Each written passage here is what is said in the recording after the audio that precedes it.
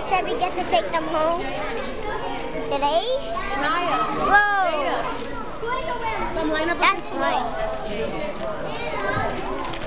Every year for the past 2 years now, a couple of gracious donors have donated coats, scarves, hats, and gloves to all 215 of our students. So students come down, they're given a free winter coat, they're also given gloves, scarves, and hats, and this is all made possible through New York Foundling volunteers and donors. We've been doing this for a couple of years now in conjunction with Operation Warm. And this is the second year for me personally to come down to Mott Haven Academy to give out the coats. He'll be right over. Carlos? I'm ready.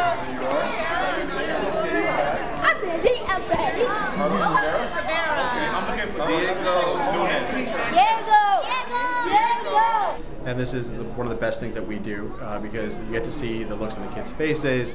You know, some of them are very happy, some of them aren't so much, some of them want certain colors. The girls get really picky with the colors. You don't like it? What do you want to be when you grow up? Police. Why? Because if someone robbed a store, I could arrest them.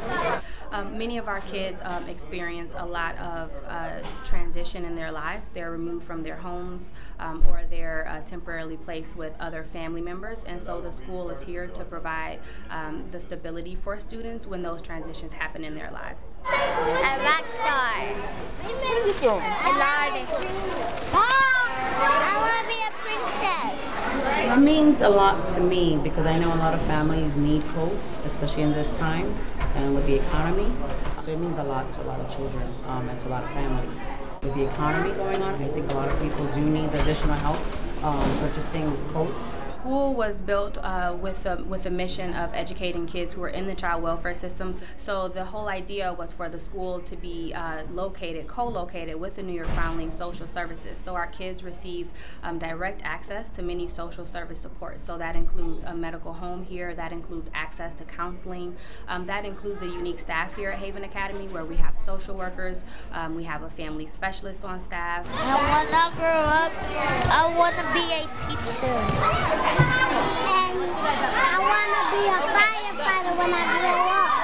I want to be a chef until I come here. So all of our kids receive, direct access to these wonderful services that often are not able to be funded in many other schools. And so our partnership with the New York Foundling really allows us to be able to offer these services to students. I think schools are starting to understand that they are community-based centers. They're not just there to educate students in reading, writing, and math, but they are there to develop students and families and to serve as a community resource. Unfortunately, the way our schools are funded does not allow many schools who would love to be able to offer all of these services. I think most educators would love to have the access to the resources and things, but unfortunately the way schools are funded, they're not able to provide those things, which is what our partnership with the New York Foundling allows us to do.